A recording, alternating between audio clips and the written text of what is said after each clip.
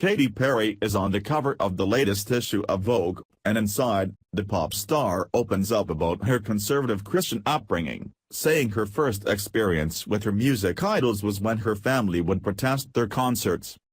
While the 32-year-old burst onto the scene with the suggestive hit I Kissed a Girl in 2008, her early years were spent living with born-again Christian parents, and her exposure to pop culture was limited. "My house was church on Sunday morning, church on Sunday night, church on Wednesday evening. You don't celebrate Halloween, Jesus gives you your Christmas presents, we watch Bill O'Reilly on TV. That was my whole childhood and youth and early teens," she tells Vogue.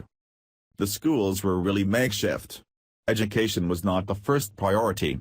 My education started in my 20s, and there is so much to learn still.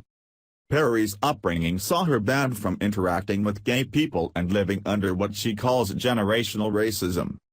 "But I came out of the womb asking questions, curious from day one, and I am really grateful for that. My curiosity has led me here. Anything I don't understand, I will just ask questions about. I still have condition layers dropping off of me by the day," she says. Incredibly, for a woman who now counts Madonna as a friend, her first exposure to the Queen of Pop came when she protested her concerts. Instead, Christian singer Amy Grant was her favorite singer as a child. "I miss references all the time. Christian singer, Amy Grant was our Madonna. We knew about Madonna and Marilyn Manson in my family because we picketed their concerts," she says.